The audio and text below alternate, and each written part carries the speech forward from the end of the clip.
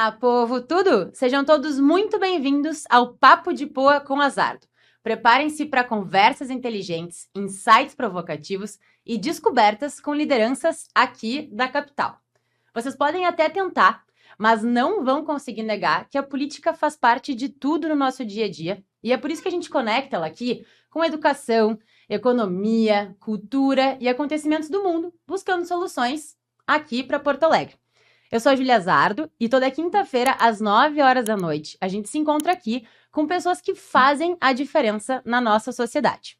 E no papo de hoje, a gente vai abordar um assunto que eu particularmente senti muita falta de ouvir as autoridades falando, pautando, enquanto a gente está aí passando por esse período de enchentes, que é o quanto as enchentes vão influenciar negativamente no ensino das nossas crianças e jovens. E antes de apresentar os convidados que eu tenho aqui na bancada, que eu estou muito contente de ter eles aqui, eu quero agradecer a Companhia das Águas, que está aqui com a gente hoje, e também o Origem Coffee, que está botando café aqui para a gente, depois ainda tem presente no final do podcast. Então, vamos às apresentações aqui dos nossos convidados. Hoje, a gente recebe a dona Vilma Araújo Santos. A dona Vilma, ela nasceu em Minas Gerais em 1932 e aos 15 anos ela foi morar em São Paulo. Foi lá que ela terminou os estudos e iniciou a sua vida profissional. Aos 23 anos, ela arrumou aqui para o Sul, onde ela se casou com o Fábio Araújo dos Santos e teve 7 filhos. Com 48 anos, ela ficou viúva e a vida se transformou. Sempre a tempo, né? E ela passou, então, a integrar a diretoria da JH Santos, onde trabalhou com muito afinco por 13 anos. E aos 62, assumiu a coordenação executiva da Junior Achievement Brasil, que eu brinco sempre que sou cria desse projeto, acho maravilhoso, onde se realizou com a missão de formar jovens empreendedores. E só aos 84 anos encerrou seu mandato.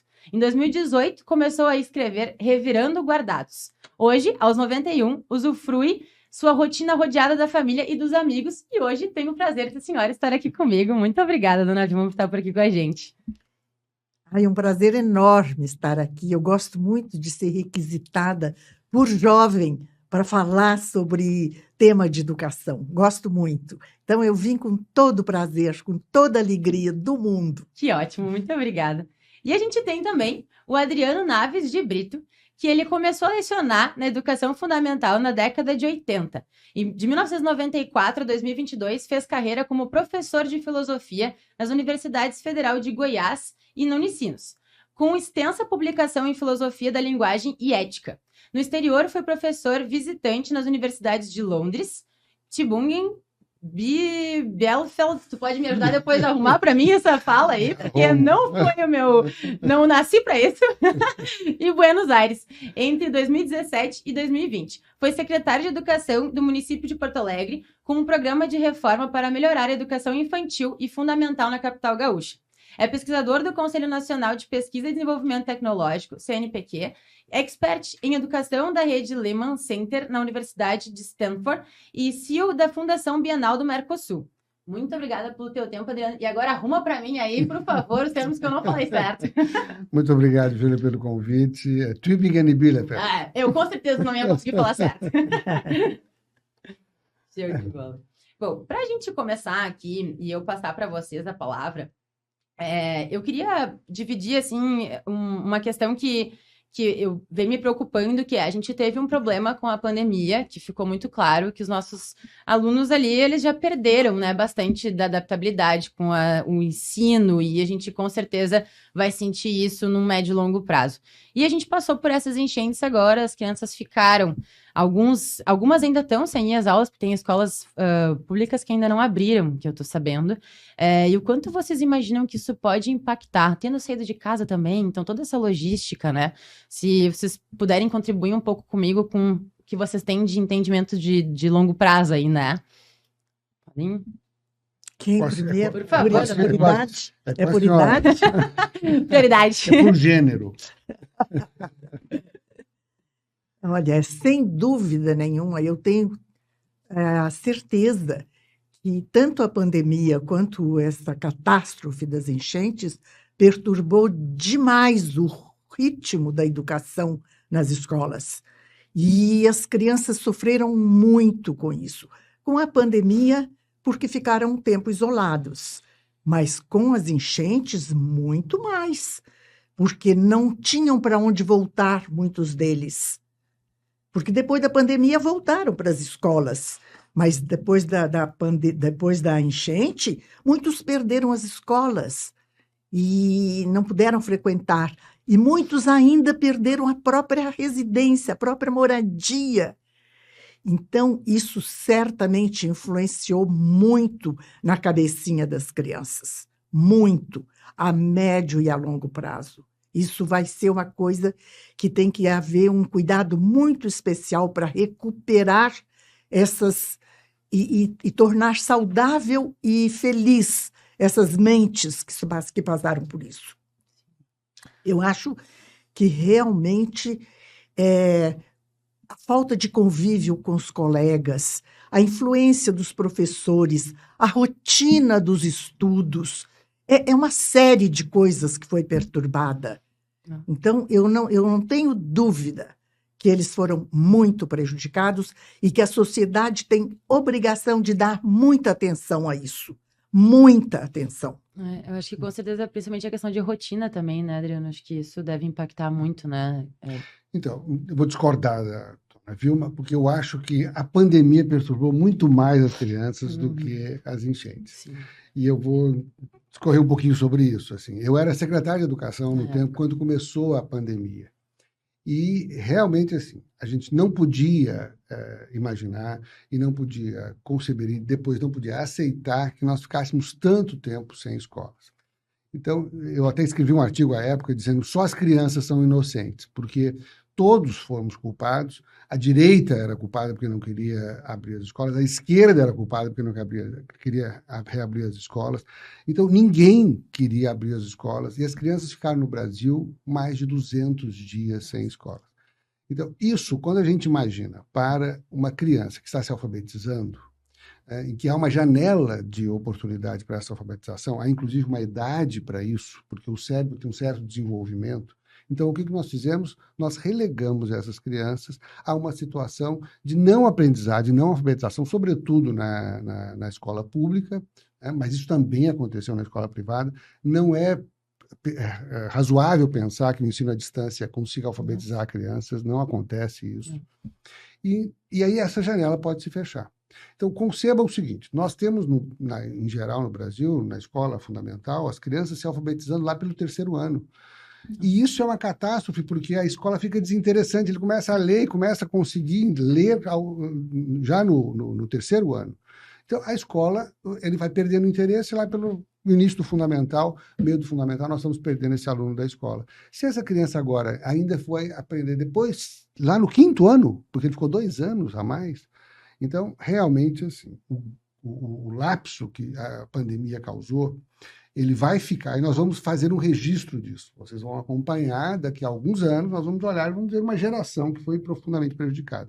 Então, embora as enchentes sejam muito dramáticas, por tudo isso que a dona Vilma colocou, perderam casas, perderam bens, a família, mas o tempo foi muito menor. Ainda que eles não tenham voltado para a escola, o tempo é muito menor. Nós estamos falando de 1 mês, 2 meses. Lá nós falamos de 2 anos praticamente. Então, isso é uma catástrofe do ponto de vista da educação gigantesca. E, lamentavelmente, o país fez um pacto contra a educação. Então, nós tentamos abrir e todo mundo era contra. Nós conseguimos reabrir as escolas em outubro daquele ano da pandemia e logo, às vésperas das eleições, e logo em seguida elas foram fechadas de novo pela Justiça. Então, assim, realmente, eu acho que a pandemia é uma mácula e os adultos têm que se penitenciar porque nós fomos culpados de deixar... No mundo não aconteceu isso. No Brasil aconteceu.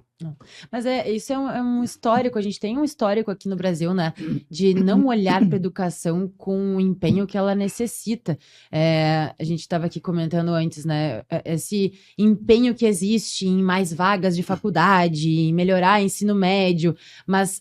A criança, o ensino, ele se forma lá no início, né? Na educação básica. E por que negligenciar tanto a importância? Falando de Porto Alegre, a gente está com um déficit de 5.000 vagas nas creches em Porto Alegre, que é o período onde as crianças precisam. A chance dessa criança que não recebe uma educação adequada ali na infância acabar não indo nunca mais para a escola, ou até num futuro aí mais incerto, né, do que somente não ir às escolas, né, é bem maior, e aí chega lá na frente, a gente começa a ter esse efeito cascata, tá lá na faculdade e não tem o básico ali direito, e aí vai aprender isso muito lá na frente, como tu mesmo pontuastes, né, então assim, existe...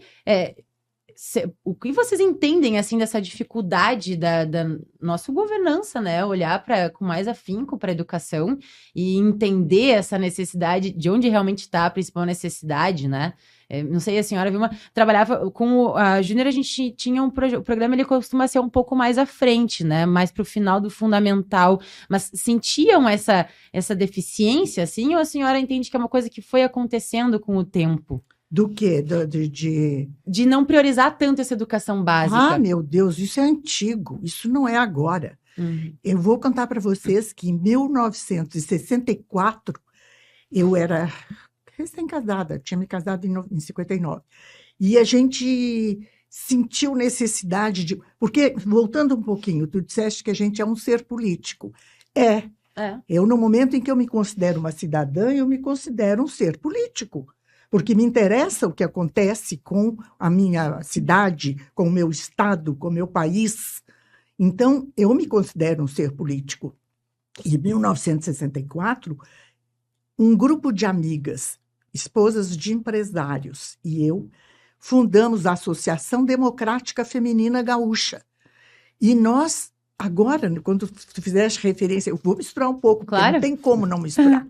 Quando falaste no livrinho que eu escrevi, na verdade, eu falo isso ali. A gente fundou essa associação porque a gente estava preocupada com a política, com o que poderia acontecer e tudo mais. Era uma preocupação da época. E, por incrível que pareça, nas conversas e nos debates, a gente se deu conta, olhando muitos anos atrás, que a gente estava debatendo assuntos que já tinham sido, que vinham sendo debatidos. Então, era uma reincidência de conversa. Por incrível que pareça, mudavam as lideranças, mas os assuntos continuavam os mesmos. E já naquela época, o meu assunto principal era esse: a educação de base.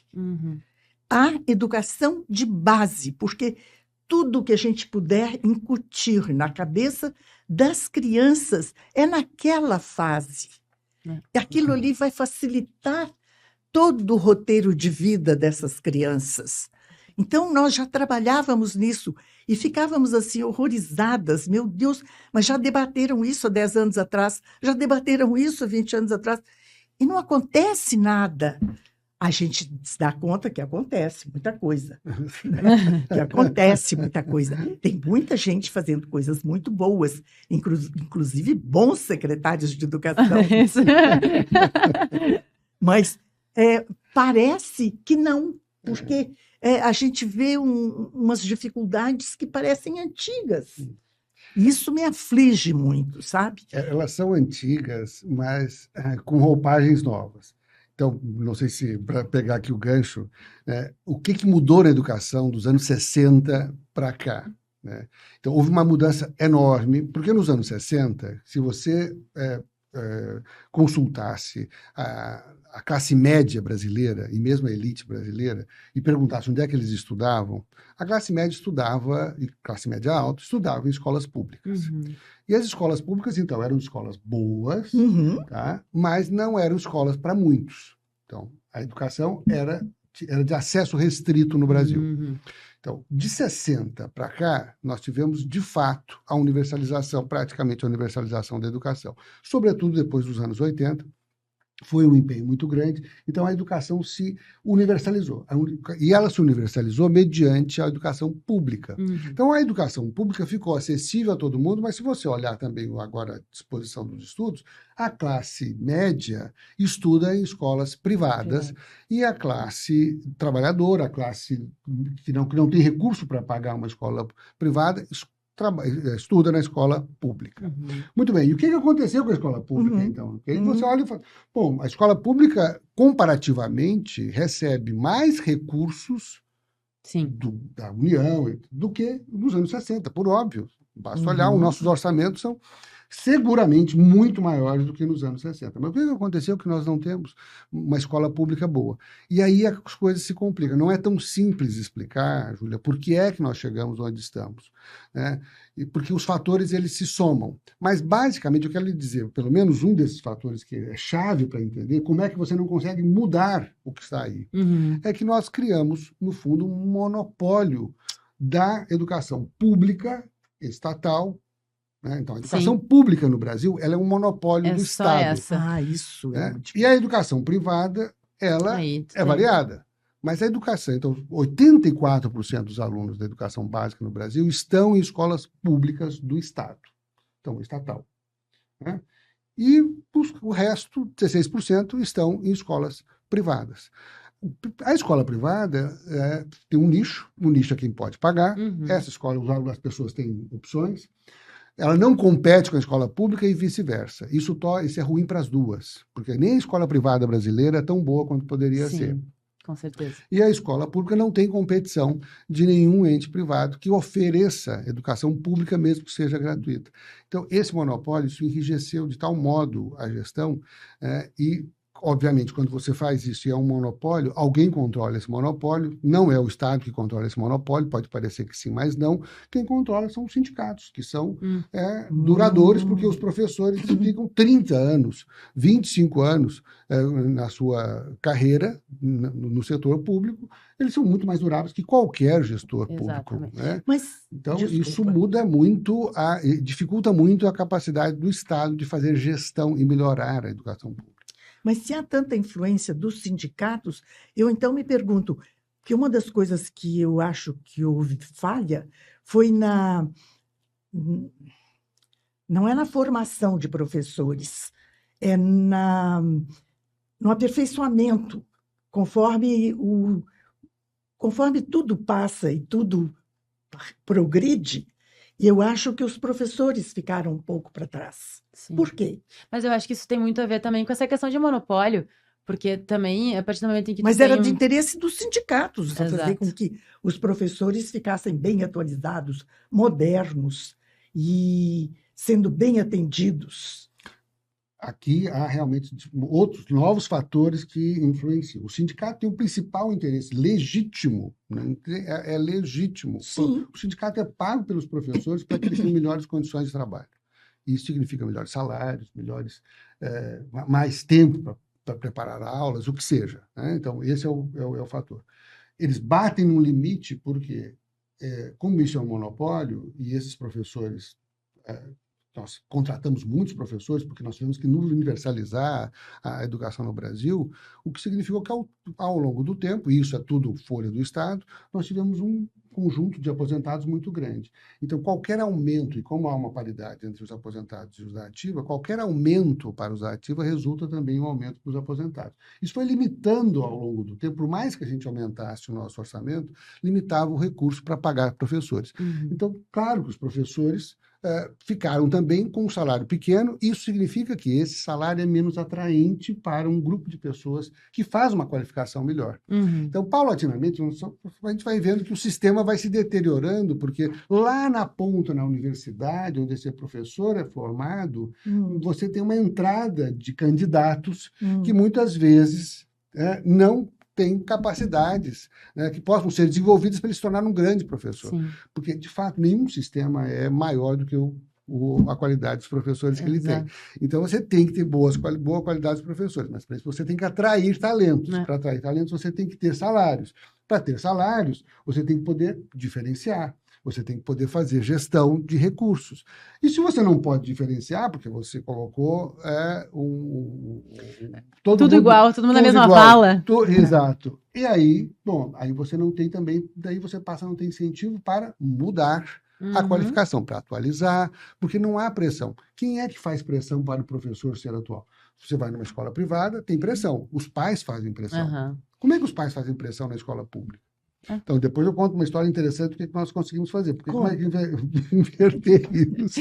Mas antes de tu nos contar essa história, enquanto vocês falam, me vem à mente a proposta da Charter Schools, né? Que são as vagas, no caso, as escolas, como se fossem bolsas disponíveis em escolas privadas para alunos, né? Que a gente ainda cai naquele assunto de, hoje, tudo que é do Estado ainda tem o custo de manutenção. Então, tu tem a grama para cortar na escola, tu tem a parede para pintar, tu tem tudo isso de custo público, né? E se tivessem mais vagas dentro dos colégios privados e a educação a iniciativa pública, né, pagasse essas vagas, seria muito mais barato para o sistema, imagino eu, né, porque tu não tem esse custo todo de outras operações, e a gente até já viu um estudo, parece que baixa, assim, quase R$1.000 o custo de uma vaga de um aluno, e esse aluno não estaria mais nesse monopólio. Ele estaria participando de uma livre concorrência do mercado de escolas e com crianças muito mais preparadas, onde nós teríamos ainda uma demanda maior, logicamente o mercado se ajustaria para uma oferta maior de escolas e nós teríamos um melhor aparelhamento. Então a gente cai de novo na vala política de, muito provavelmente, a nossa educação está presa aqui porque a gente não cria esse sistema de livre mercado, talvez? Seria mais ou menos isso? A ideia de voucher, que não é bem a charter school, né? Isso que tu mencionaste, é mais o voucher, né? É uma maneira também, ao invés de nós abrirmos escolas e colocarmos as crianças dentro dessas escolas, nós damos para os pais um voucher e ele procura uma escola privada e aí ele se matricula. Então, o voucher no Brasil é inviável para a educação básica. Pelo menos no curto prazo. Por quê? Então, vamos pensar onde é que o voucher no Brasil deu relativamente certo e que foi no setor, na universidade superior, no ensino superior. No ensino superior, nós tínhamos uma enorme oferta de educação privada. Né? No ensino superior, a conta que eu dei aqui da educação básica é o contrário. Nós temos 15%, provavelmente, talvez nem isso, de educação pública estatal, que são as universidades públicas, e todo o resto são universidades privadas. Então, ali havia uma oferta enorme de vagas e as pessoas podem se deslocar. Nós estamos falando de jovens adultos. Então, você dá o voucher, e eles fizeram, acho que, um erro enorme, porque não se deve dar o voucher para a universidade, se dá o voucher para a pessoa, e a pessoa escolhe a universidade e ela faz alguma seleção de universidade. Se você dá o voucher para a universidade, bom, você matou o sistema, você criou... Então, acabou com a competitividade novamente. Exatamente. Então, assim, é um sistema muitas vezes elogiado, mas eu critico muito, porque fez tudo certo, é certo dar o voucher para a pessoa, para o ente errado. Só que na educação básica, Júlia, você não tem oferta.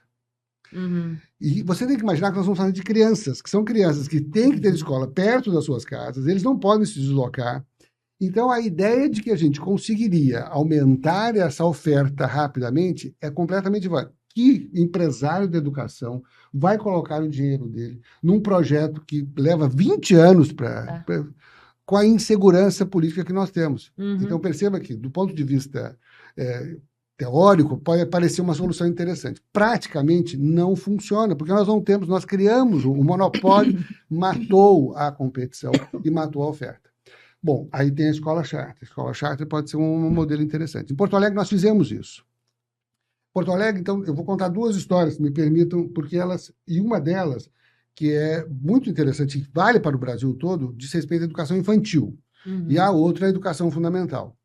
Na educação infantil no Brasil, é o lugar de mais livre disputa entre escolas, de qualquer setor. O que quer dizer de mais livre disputa?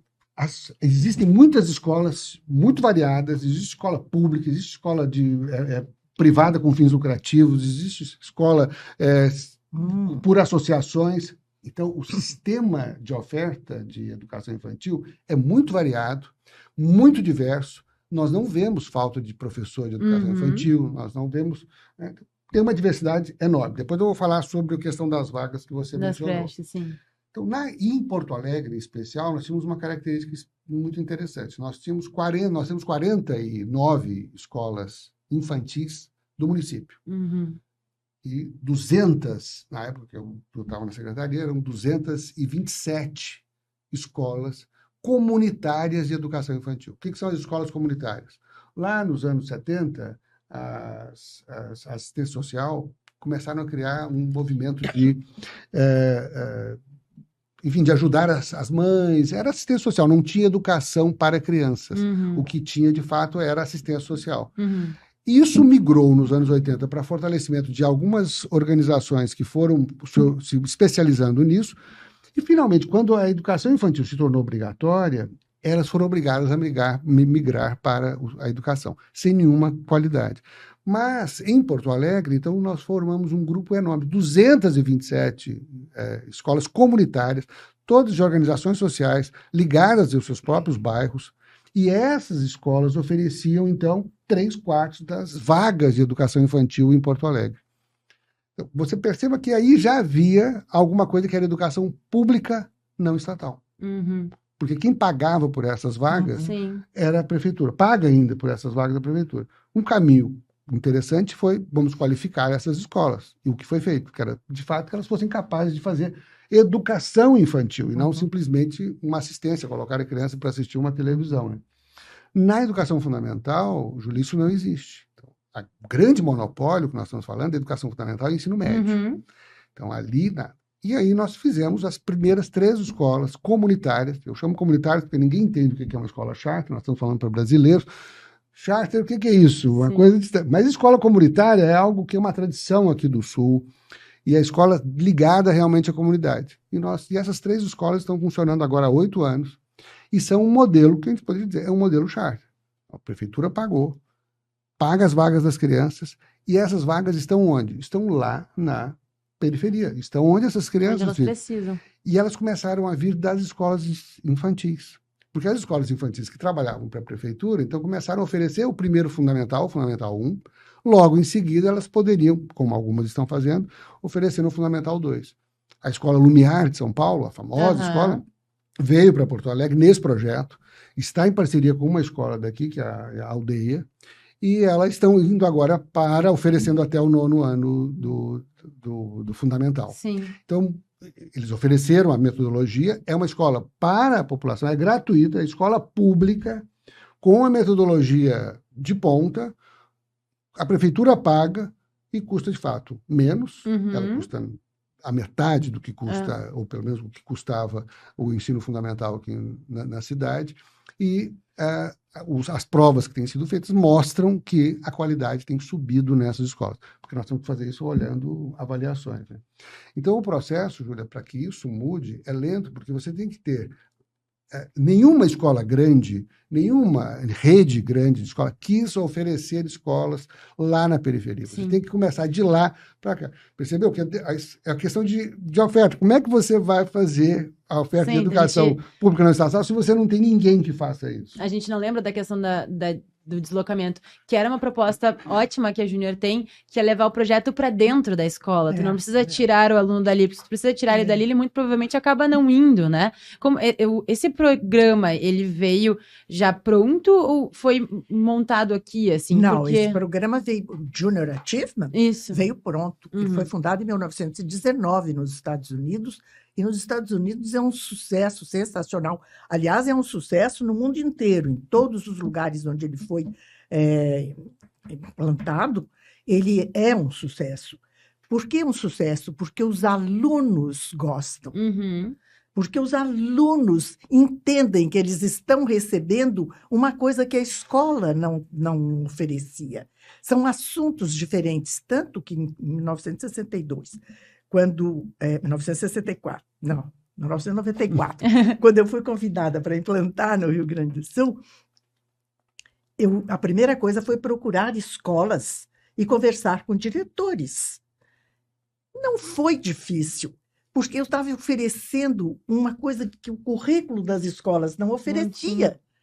Né? O programa da Junior Achievement é muito bem montado e traz junto com o conhecimento de empreendedorismo, traz junto a importância de um trabalho em equipe, a importância da honestidade, a importância da perseverança, a importância de saber correr risco sem correr risco desnecessário. Exato. Sabe? E aquela convivência daqueles jovens fundando uma mini empresa com todas as funções de uma empresa verdadeira, inclusive a de pagar imposto. Só que a única Que é a mais diferença... triste de todas, né, dona? Eles protestavam. Certíssimos. A única coisa que não era igual a uma empresa de verdade é que esse dinheiro dos impostos era entregue para uma entidade que eles escolhiam. Aham. No final do programa, eles entregavam para uma entidade, não entregavam para o governo.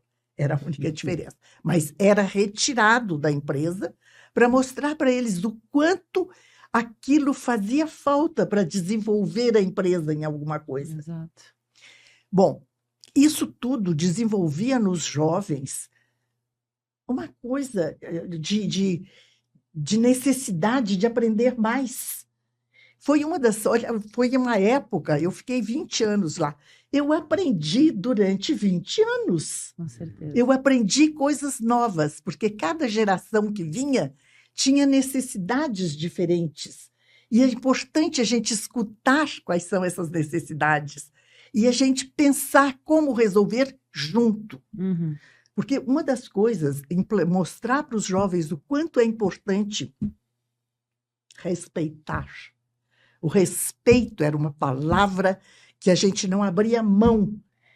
O respeito, porque eu acho que falta respeito aos professores. Os professores não são tanto que a gente pedia para 2 professores assistirem os programas, era uma vez por semana, né? Os professores assistirem a minha empresa. E eles ficavam encantados, porque os jovens trabalhavam numa empresa e vibravam com aquilo. Então, gente, esse programa fez uma diferença imensa em pouquíssimo tempo no Rio Grande do Sul. Em pouquíssimo tempo. Os empresários passaram a nos telefonar para o escritório, dizendo assim, eu preciso de estagiários, mas eu quero estagiário que tenha passado pela minha empresa. Então, eles davam preferência. Por quê? Porque eles já chegavam lá entendendo o espírito da empresa. Porque só através de empresas bem construídas, entendendo o seu papel na comunidade, é que, ao aumentar renda e aumentar empregos, é a maneira mais fácil e mais digna de acabar com a pobreza. Com certeza. Porque as pessoas voltam para os seus habitats de periferia, muito necessários, sabendo, essa juventude, que não vão aceitar aquilo. Aliás, eles nem aceitam para a família, eles já começam a buscar recursos para a própria família. Muda a cabeça. É um programa que eu tinha vontade de começar de novo, sabe? E ir em todas as escolas e explicar o bem que esse programa faz. Porque não é só no ensino médio, viu? Porque o ensino médio é o programa Minha Empresa. Mas no ensino fundamental, a gente tem vários programas. Eu participei de alguns ainda no fundamental. E eu lembro que mudou. Quando eu pensei em convidar vocês dois, que são olhares diferentes da educação, eu pensei justamente porque a gente faz uma conexão aqui daquilo que é básico, que está naquele currículo básico, e o quanto mais a gente pode explorar dentro da escola para fazer esse aluno ter uma visão de mundo diferente e sair para o mercado de trabalho mais preparado, que hoje a escola básica, ela não cria, né? Então, você acha que a gente consegue conectar duas visões ali que são primordiais para a gente ter uma população mais desenvolvida, né? Então, esse gancho ali que eu peguei quando eu pensei em vocês dois, que foi genial. E eu acho que isso que a dona Vilma traz, ela é muito importante. E a gente vê, ainda assim, hoje a gente escuta muito mais o programa Júnior sendo mais abraçado por colégios particulares, né? O quão importante seria se ele tivesse mais dentro do público, né? Não, houve um tempo que tinha mais escolas públicas que particulares. Que legal. Tinha mais escolas públicas e era impressionante, me comovia quando a gente chegava com os... Porque não era eu que levava a teoria e a estrutura da Junior-Ativa. Eram 4 executivos de uma empresa que a gente convidava, né? Eles escolhiam lá um da área de finanças, marketing, recursos humanos e produção. Esses 4 executivos é que levavam o programa para as escolas. Nas escolas públicas, eu ficava fascinada, porque os alunos nunca tinham ouvido falar o que era uma ação. Ação, para eles, era... Fazer algo. Era. Nunca ouviram falar a terminologia de empresas, eles não tinham escutado. Então, eles ouviam com atenção e ouviam com vontade de aprender. Isso me fazia pensar, nós temos que botar no currículo algumas matérias que provoquem esses jovens em todos os assuntos, inclusive no assunto de cidadania. Como é que eu provoco um jovem do ensino fundamental e do ensino médio a entender que ele é um cidadão e que, ao ser cidadão, ele tem que participar das preocupações da cidade? Não como uma disciplina. Não. O problema é que daí não atrás dos vieses. Hoje isso é um problema. Eu acho importante as escolas já... Muito bem, o que faz um vereador? Qual é a função do vereador? Os alunos têm que entender lá na escola qual é a função de um vereador, porque eles vão votar no vereador, mas eles vão chegar na idade de votar sem saber o que é vereador. Pois e como é que cobra do vereador aquilo que eles acham que deveria ser feito? Só com conhecimento, não tem outro jeito. É verdade. Agora, de onde é que vem o conhecimento? Fazendo essa conexão que a Júlia disse que nós poderíamos fazer e estamos fazendo. Por que um programa como o Junior Achievement é tão importante para as crianças? É muito importante. Isso. Mas por que é? Então, vamos pensar a teoria. Por que é que eles têm um impacto tão grande nas crianças? E aí a gente fica logo com vontade de, nossa, nós pegamos disso, colocamos no currículo e a gente vai explicar para todo mundo massivamente. Não vai funcionar nunca. Eu tentei. Não, mas não funciona. Eu tentei. Eu fui a inúmeras reuniões do Ministério de Educação. Inúmeras eu participei, inúmeras. Mas mesmo, eu acho que felizmente não funcionou. Nós vimos estragar uma boa ideia. Talvez. Isso é uma... Talvez. Entendi teu ponto. O meu ponto é simplesmente o seguinte, essas coisas, nós não aprendemos teoricamente. Então... aprender fazendo. Isso. Essa é a teoria da Junior Achievement. Exatamente. E tem uma concepção, então, equivocada de escola, e que agora é absolutamente patética, porque, eu digo agora, porque a informação, nos anos 60, a informação... Quando é que se tinha acesso à informação? O professor tinha acesso à informação, ele passava a informação. Então, a escola dava a impressão que a escola era sobre informação. Sim. Sim, porque não tinha um meio de busca como a gente tem hoje, que tu abre aqui e tu tem na palma da mão, né? A informação vinha dos mais velhos. Dos mais velhos, etc. E aí dava a impressão que era isso. Mas a escola, mesmo naquele período, nunca foi sobre informação, sobretudo. Informação é um meio. A pessoa entrava na escola... para aprender matemática, português, geografia. Para aprender a ser gente. Para aprender a ser cidadão. Mas isso não vai corrigir nunca. Então, nós temos que voltar as escolas a terem que funcionar. Então, quando a criança entrava na escola, eu me lembro de ter entrado na escola, então, eu sou de 64, então eu entrei num grupo escolar, e quando você entra no grupo escolar saindo de casa, o grupo escolar é uma instituição. Você entra diferente, não é a sua casa. Então, você tem que se comportar de uma maneira diferente. E aí você tem que se relacionar com as pessoas que são seus colegas de uma maneira diferente. Eles não são seus irmãos, não são seus primos, não são seus parentes. Tudo isso são lições que a escola dá. Sim. Então, a escola é um lugar que ela tem que funcionar como escola, ela tem que funcionar bem, e ela tem que dar oportunidades para as crianças terem essas experiências. As experiências não são fora do currículo da escola. Elas são parte essencial da experiência de estudante. Então, essas experiências dos grêmios estudantis, formaram liderança. Como é que formaram liderança? Ninguém ficou lá estudando e falou, agora eu vou te dar uma aula sobre liderança. Não, eles estavam fazendo. Mas a escola tinha uma organização suficiente para permitir que isso acontecesse sem que virasse um caos, porque a escola tem que ser um lugar respeitável, um lugar...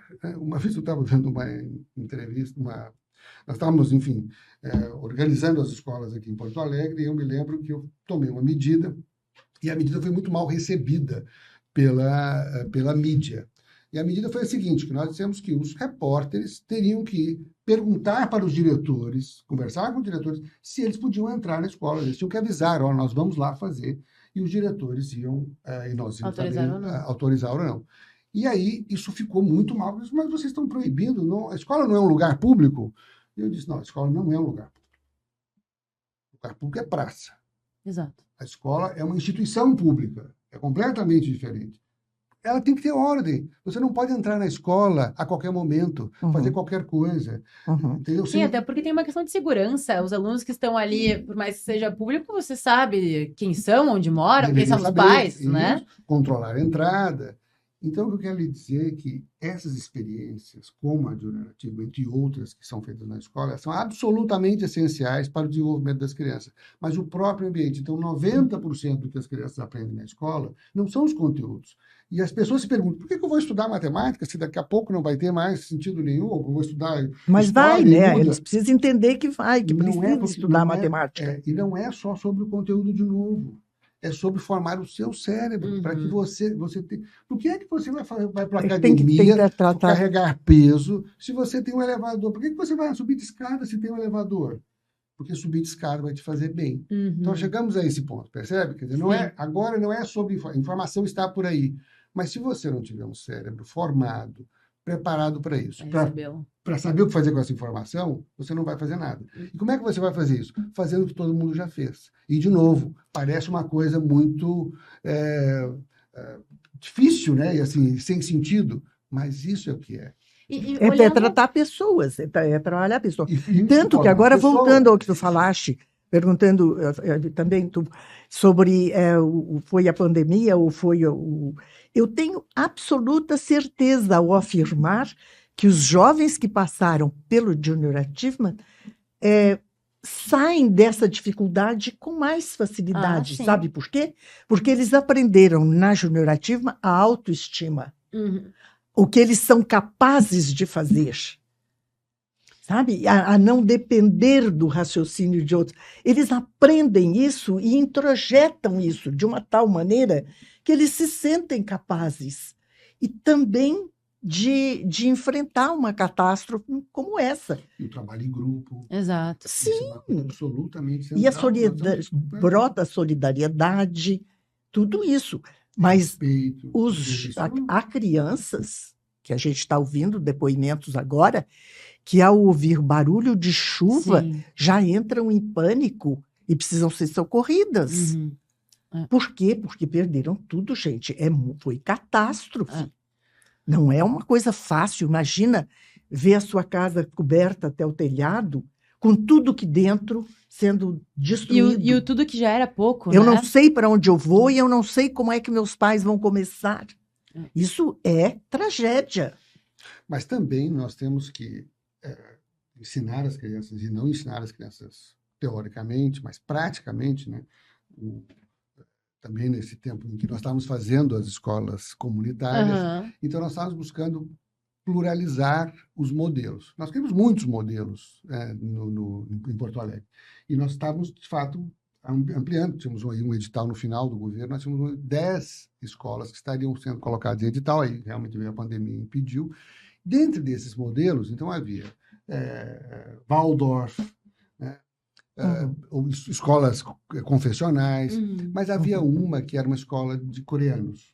Os coreanos conversaram comigo desde o primeiro dia de secretaria, e eles queriam muito trazer uma escola e o modelo deles. Eu falei, mostra o modelo de vocês. E o modelo deles era baseado assim: nós queremos fortalecer o coração das pessoas. O que era fortalecer o coração? Resiliência. Né? Então, assim, as pessoas vão passar por problemas ao longo da vida, os países passam por problemas. Imagina um problema que a Coreia passou. Então, a pessoa tem que ter um equilíbrio, e esse equilíbrio é formado. E não é formado, teoricamente, com aulas sobre como a gente se comportar. Não, foi uma... Ter te escutado foi, assim, abriu um... Eu brinco, assim, desde que comecei a participar do IE nas segundas-feiras, que todo dia parece que abre um espaço, assim, na minha cabeça e aqueles bonequinhos ficam, assim, aquelas engrenagens, assim, trabalhando. E quando tu falaste, eu tava pensando exatamente sobre isso. Porque, até então, o que eu pensava com um programa como a Junior Achievement, por exemplo, é que ele precisava estar dentro da escola, ele precisava fazer parte do currículo, porque tu tens o meio, né, e o local, enfim. Mas quando tu traz essa visão diferente de precisar ter um padrão e esse outro ele é um acessório que, dependendo do momento, da forma como ele é colocado dentro do sistema, ele pode se estragar. Isso realmente, assim... Eu vou ficar alguns dias processando isso na minha cabeça, eu acho. Porque eu sempre fui muito defensora. E aí eu acho que agora vem um trabalho nosso, Dona Vilma, de defensoras desse projeto, de entender como mobilizar mais pessoas para que isso chegue no jovem, né? Porque, assim, participando desse projeto, no ano passado que eu fui uma voluntária do Liderança Comunitária. É uma coisa linda ser voluntária, né? Só que, assim, o que eu senti falta? Da mobilização dos entes da escola de incentivarem aqueles alunos, porque é num contraturno, né? Então, de incentivarem aqueles alunos do contraturno. Então, e talvez essa mobilização de fazer entender que é um projeto a mais, que vai te trazer um outro ganho, que vai te transformar num indivíduo diferenciado dos demais. E é um facilitador para o aprendizado. Exato. Ele ajuda o aprendizado da sala de aula. Porque trabalha a pessoa, né? Mas agora, assim, isso me fez pensar que realmente tem que ser um braço a mais. Ele não pode ser um abraçado ali. Não, né? não pode. Tem que ter um movimento. Então, essa sensação de as pessoas não estão apoiando o suficiente, isso tudo é formador. Porque quem se engaja com o coração. E ele tem que se engajar com o coração. Ele não está engajado porque o professor quer, porque está no currículo, porque eu vou ter uma nota. Então, essa espontaneidade é chave para o sucesso do sistema. Então, é chave que ele não seja bem aceito, que você tenha que lutar. Ele tem que ter um movimento. Isso a Junior Achievement tem consciência, tanto que a gente não pode passar a metodologia para o professor. É o empresário que tem que ir para dentro da escola para passar para o aluno. Nós não podemos passar a metodologia para o professor, não podemos. Porque é isso, bem isso que tu disseste, não passa a ser obrigação do professor, tem que sair do coração. É uma coisa assim, eu estou vendo os jovens se destacarem, eu estou vendo... É incrível, tu precisa ser voluntário que tu vai ver, os olhos brilham, as crianças ficam fascinadas. Exatamente. E elas se sentem fazendo algo. Se sentem. Bom, tu tiveste uma filha fazendo mini empresa. Isso. E ela se sentiu e aquilo marcou a vida dela. Claro. Eu encontro ainda, apesar de já ter saído de lá há quase 10 anos, eu encontro pessoas na rua, Dona Vilma, e aí, eu fui do colégio tal, eu quero lhe dar um abraço. Uma coisa linda. Porque eu implantei aqui, implantei em todos os estados do Brasil, todos. E tinha voluntários descendo de Canoa, Ribeirinha, para implantar numa escola lá na beira do Amazonas. E fui implantar em Luanda também. Nossa, muito legal. E lá, aquilo que tu disseste também, que aparece o Junior Achievement uma porção de vezes, né? Eu fui explicar o que era Junior Achievement numa empresa, porque eu disse, eu tenho que começar numa empresa poderosa aqui, eu preciso juntar todo o pessoal dessa empresa para explicar o que é Junior Achievement. Expliquei com aquele entusiasmo. Com essa paixão que a Dona Vilma fala aqui com a gente, né? Mas eu continuo apaixonada. Eu estou dizendo, se eu tivesse certeza que eu ia viver até 130, eu começava de novo. Mas eu não tenho essa certeza. Mas eu fui nessa empresa, e toda a empresa lá, o presidente, inclusive, sentado junto, e eu expliquei, e ele se levantou e disse, é a terceira vez que a Junior Achievement aparece na minha vida. A primeira vez eu era aluno e eu fiz o Mini Empresa. A segunda vez vieram convocar voluntários e eu me candidatei. E agora eu sou presidente dessa empresa, encarregado de implantar num país diferente. Foi lindo. Nossa. Foi lindo, porque as pessoas têm consciência de que aquilo ali é realmente alguma coisa que vai acrescentar, mas que precisa trabalhar em conjunto com as escolas. Uhum. Porque tu dá o meio, né? Tu dá o espaço para que isso aconteça, né? Sim. Uma dúvida, assim, Adriano, trazendo do teu tempo de secretaria, né? Isso tudo que a dona Vilma traz, a gente entende algumas dificuldades que a gente tem no sistema, né? E aí te perguntando, o que tu enfrentaste de dificuldades, assim, ou grandes feitos que tu tivestes enquanto estava ali na secretaria daqui do município? Então, eu acho que a maior dificuldade é essa relativa à impossibilidade, à inviabilidade de gerir o sistema, porque o sistema é um monopólio. Federal, né? Uhum. Isso. Não, o sistema municipal. Sim. Tá. É aqui. Sim, está falando aqui. Porto Alegre é uma cidade sui generis e ela desafia todos os clichês dos especialistas em educação. 10 em cada 10 especialistas em educação dizem que nós precisamos aumentar o salário dos professores, qualificar os professores, nós precisamos dar tempo para esses professores prepararem aulas. Temos, né? Porto Alegre tem o maior salário médio do país. Tinha o salário médio do professor de Porto Alegre, 40 horas de dedicação, que era dedicação exclusiva, né, era de R$ 11.500, enquanto São Paulo tinha R$ 7.500. Eu sei. Então, o salário do professor municipal tem a menor rede em todas as capitais brasileiras. Nós temos 100 escolas. Nossa. Tá? Então, são muito poucas escolas. 56 dessas escolas eram 99 escolas. 56 dessas escolas eram fundamentais. Então, as infantis eram menos do que eu te disse, eram 43. Então, veja que... e aí, esse sistema... E nós temos índices de aprendizagem que estão entre os piores entre as capitais brasileiras. Nós somos pois é, 21º. por quê? Por quê, Adriano? Então, essa pergunta de $1 milhão, a resposta é... Por que um sistema que tem tudo para produzir resultados não produz? E ela tem... Nós tínhamos, deixa eu dizer mais um dado que é importante, 85% dos nossos professores têm alguma pós-graduação. Nós temos 300 doutores, nós tínhamos 700 pessoas com mestrado, e o resto que tinham feito especialização. Então, eles tinham qualificação. Por que é que essa qualificação não reflete na qualidade da escola? Porque é preciso gestão na escola.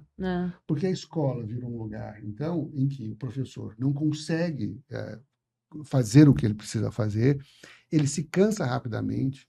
Então, imagine... Perde a motivação. Isso. Então, a quantidade de professores que tinham burnout nas escolas era enorme. E por que isso? Porque simplesmente não há nada pior para um professor que você não vê o resultado, você não consegue. E aí começavam a faltar. Então, você começa a ver que a escola, a alfabetização, o aluno passa por 2, 3 professores ao longo do ano. Numa semana tem professor, na outra semana ele está doente, na outra semana volta outro. E aí você diz, mas como é que você corrige isso? Então, assim, o processo é lento, você tem que entender qual é a engrenagem que está alimentando isso. A engrenagem que alimenta isso é o monopólio. Então, você tinha que tornar... É política. Não é política exatamente no sentido... No fundo é política, mas eu quero dizer assim, não depende só... Porque quando a pessoa se coloca em política, diz, bom, é só eu ter vontade de política que eu mudo. Não é. Não vai mudar. Que é um sistema muito bem aparelhado, então a modificação ele tem que vir muito lá de baixo, né? Tem que... Mexendo para mas ela não tem solução? Não tem, mas ela é de longo prazo e você tem que enxergar o problema. Mas é longo prazo, nós vimos vindo. Não, mas se você não começar, você não chega nunca. Eu pensei. Eu sei. Mas na direção certa, né? Sim. Porque você anda. E nós temos a questão toda de mandatos também, né? Então, daqui a pouco tu tem um mandato com uma visão, daí tu tem um outro... É isso aí que eu ia dizer. É um respeitar o que o outro... Puxa, isso aqui é bom, vou continuar. Nós temos esse problema. Mas então, por isso nós precisamos, se você diversificar o sistema, se o sistema de educação pública não for só no Estado, então você vai ter um conjunto de escolas que elas têm duração. Elas são empresas sem fins lucrativos, porque elas são associações de bairro, mas elas duram no tempo. Então, outra coisa importante, qual é o outro elemento do sistema que pode fazer um contraponto à força que os professores normalmente têm, e naturalmente têm? Os pais, porque os pais têm um interesse. Então, para dizer, o monopólio era o problema. Como é que você combate o monopólio? Primeiro, você diversifica. Então, você cria escolas, favorecemos as escolas infantis, porque as escolas infantis é a base. Se nós queremos escolas comunitárias ou charters na educação fundamental no Brasil, nós temos que começar pelas infantis. Porque são essas que estão lá na periferia e que vão gerar empresas capazes de oferecer para os seus alunos o Fundamental 1. E um dado mais coeso também para levar isso adiante. Isso, porque elas têm interesses próprios. Então, você vai centenas empresas, pequenas empresas, centenas de E é milhares só de empresas. isso que vai terminar com a desigualdade.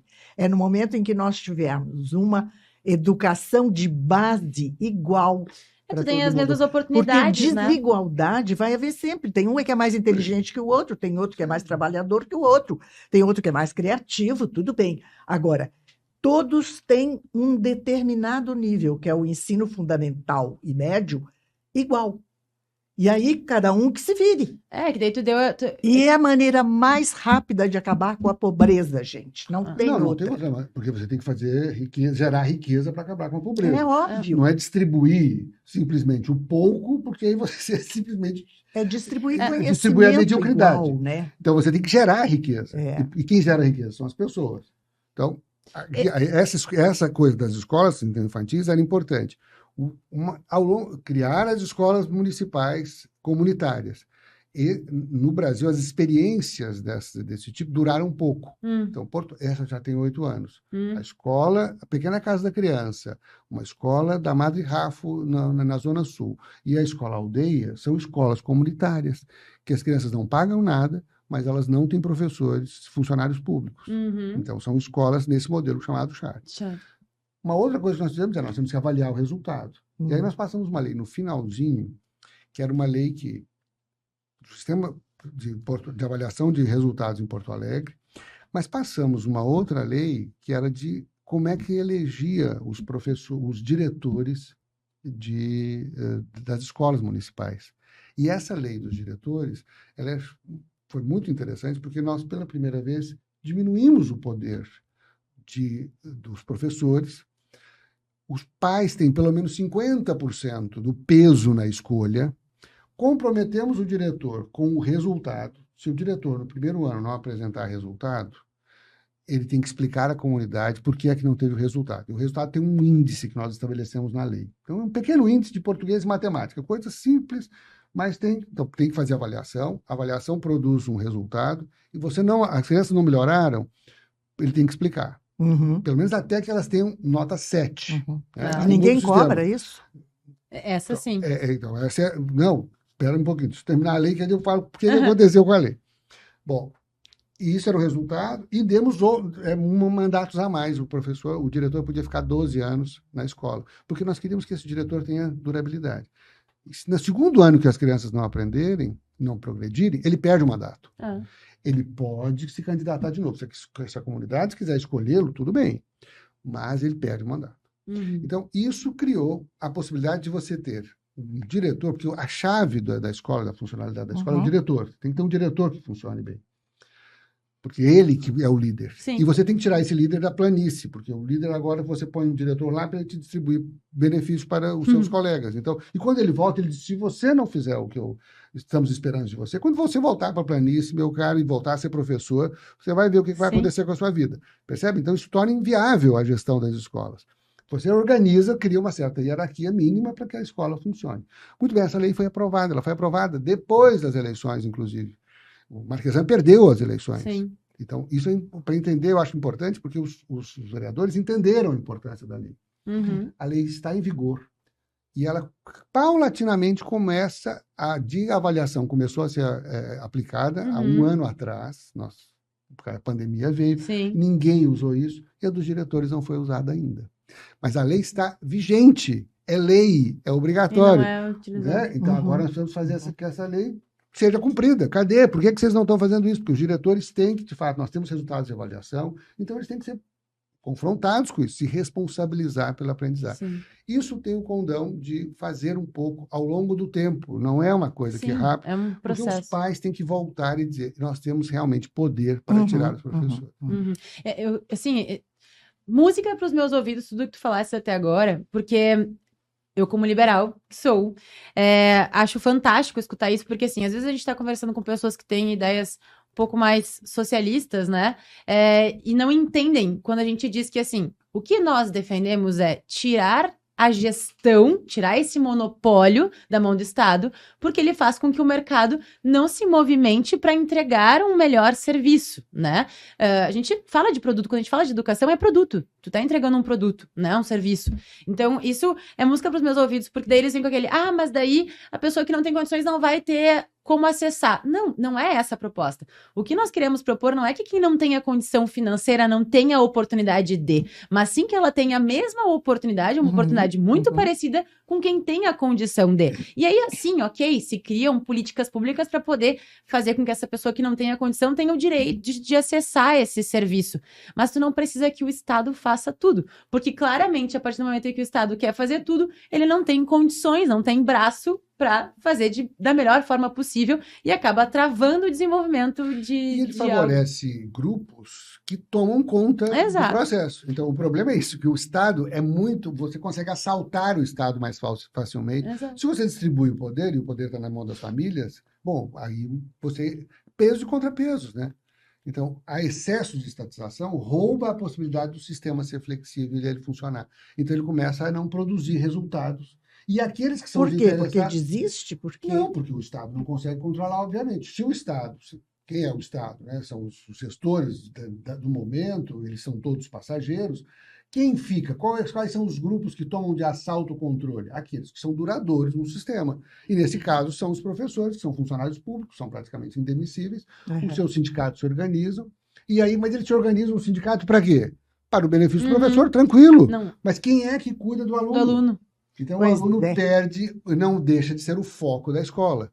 Né? Então, mas ele não tem ninguém brigando por ele como se tem um sindicato hoje. Isso é um problema então, você tem que romper os sistemas para criar mesmo. Eu não uso essa palavra não nunca. Pode, dona Vilma, eu tenho 7 filhos e 10 netos que criticam essa coisa antigamente. Não é antigamente, nós temos que ver. E eu nem sou de olhar para trás, eu sou de olhar para frente. Mas uma coisa que eu sinto que pode ajudar é a reunião de pais com mestres. Sabe, eu sentava em umas cadeirinhas pequenininhas para escutar, sabe, na reunião de professores, as necessidades que eles sentiam em relação aos alunos. E as mães, os pais participavam disso. Eu acho que é um entrosamento. Mas tem que ter uma certa tensão. Né? Mas é muita tensão. Mas eu quero dizer assim, se os pais não podem nunca dizer, professor, diretor, esse professor não está funcionando bem, não está acontecendo, e esse diretor não pode substituir esse professor, esse pai, daqui a pouco, ele diz, bom, eu não... Sim, vai reclamar. Eu reclamo e não muda nada. Então, essa história que são duas forças poderosas. Os professores têm que ser, os tem que ser respeitados. Professores, tinha reunião de pai e mestre, e tinha reunião de professores toda semana. Né? Dos dois lados.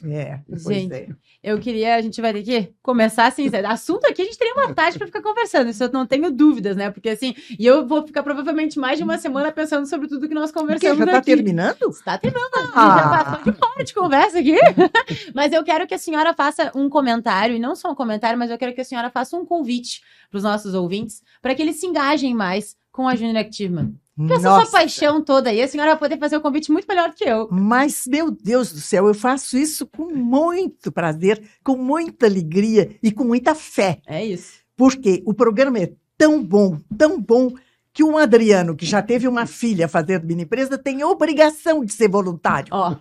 Que tu que assististe esse programa. Gente, e ser voluntário dos programas de mini empresa é uma conexão com a juventude que não existe nada parecido.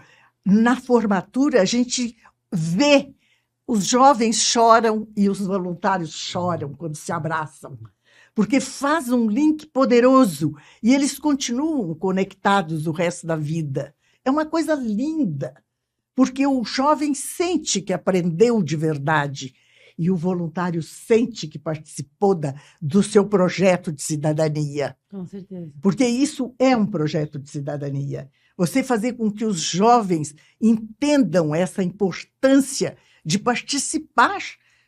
Lá pelas tantas, ele vai influenciar nas políticas públicas também. Vai sentar e conversar com os vereadores. Cobrar deles, né? E saber como cobrar. Porque não é só conversar uns com os outros, ou em roda de bebida, ou em bar, ou sei lá, ou mesmo em casa, na família, e criticar. Isso não ajuda nada. O que ajuda é sentar na frente e comentar, e trocar ideia, e sugerir. Mas isso só essa juventude, se eles forem realmente preparados. E a Júnior Ativa dá essa força. Eu me lembro que numa das formaturas, eu me levantei. Eu já nem era mais, eu acho, nada. Eu só fui convidada. Mas aí terminou a formatura e alguém disse assim, e a senhora não quer dar um recado? Claro que eu quero. Aí eu levantei e fui lá e disse assim, e vão à luta, porque vocês têm a obrigação, ao sair daqui, de mudar de atitude. Agora é a obrigação de vocês reestruturarem a sociedade. Exato. Então, todo mundo tem que se sentir nessa obrigação. Isso mesmo. Não, depois de uma mensagem dessa, como é que não se sente responsável? Se agora, você não participar, aqui, assim, ó, meu Deus, problema seu, mas eu fui convocado. É isso aí. Não, acho que assim, foi genial tudo que vocês trouxeram aqui para a mesa. Os meus netos já participam, viu? Mas como é que eu vou participar? Não, e outra coisa que eu queria comentar, a dona Dilma falou bastante de participar da juventude. Com certeza, foi por ter participado de tantos programas com jovens, é que a dona Dilma está nessa juventude uma coisa linda, eles vão lá em tem casa conversar comigo. Acho que tem que participar mais. Eles vão lá em casa conversar comigo ainda. E eu digo, ai, coisa boa, é isso que me faz viver. Claro, Pedro até que fez questão de vir trazer a senhora. Ó. Obrigada, Pedro, por ter trazido essa mulher maravilhosa para conversar com a gente aqui. Gente, eu vou primeiro, antes de puxar os finalmente aqui, que eu vou querer perguntar para vocês mais uma coisinha. Eu vou dar um presente do Origem que trouxe aqui pra gente. Um café. Nossa, que coisa tão boa. Tomarem em casa. Um agradecimento, toda vez lembrarem do nosso papo aqui, da nossa conversa. Ai. E pra gente encerrar, eu gostaria de pedir para vocês falarem quais são qual a expectativa de vocês para o futuro dos nossos jovens? Começando pela dona Vilma. Meu Deus, eu acho que os jovens estão muito atentos, sabe? Cada vez mais atentos. E é importante que a gente agora dê a contribuição de estimulá-los cada vez mais. Porque vai haver uma mudança. A gente está percebendo no ar a mudança de algumas coisas. Energia, né, da mudança. Essa energia é uma coisa boa e tem que ser sustentada, porque vai haver uma transformação. Os jovens têm que participar com muita seriedade, com muita vontade, com muita honestidade, e só assim para transformar o país. Eu não quero morrer sabendo que ainda existe analfabetos e fome no Brasil. Isso não pode haver. Não pode. Nós somos um país rico, de gente inteligente, de gente comprometida, de gente solidária. Está aí a prova na enchente. Exatamente. Do Brasil inteiro, né?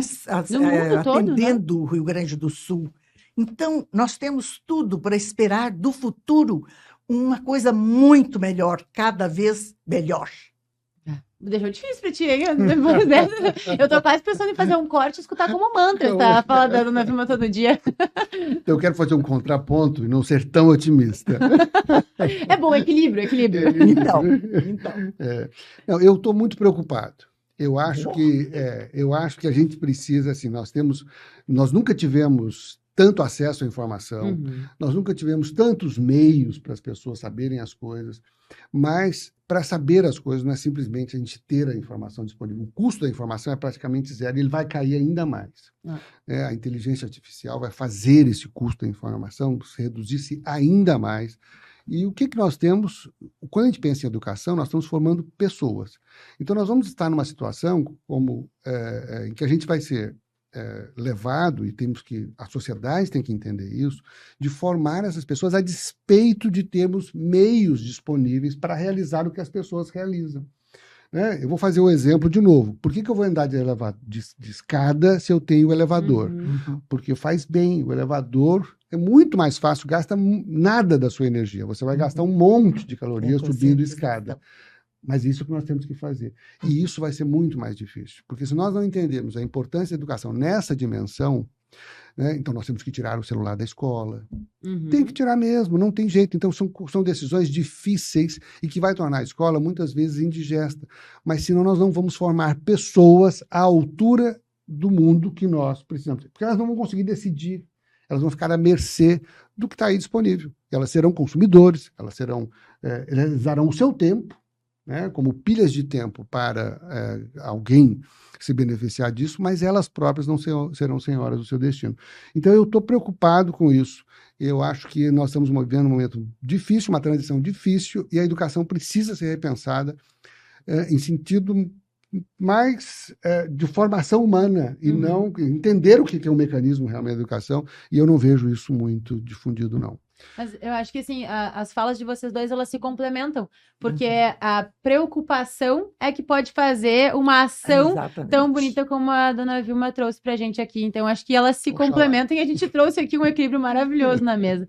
Eu queria mais uma vez agradecer a presença de vocês, dizer que eu estou muito honrada de vocês terem aceitado. Foi uma aula para mim, com certeza, e provavelmente uma aula para quem nos assiste. E que vocês continuem levando adiante a educação, né, para que a gente possa ter uma sociedade melhor mais à frente. Então, o trabalho de vocês é fantástico. Vamos trabalhar juntos. Que legal. Gente, foi um prazer enorme estar contigo e com ela. Obrigada, gente, viu? Vamos dar um tchauzinho na câmera ali da frente, então, e agradecer. E logo, logo esse papo aí vai estar para todo mundo poder assistir. Muito obrigada.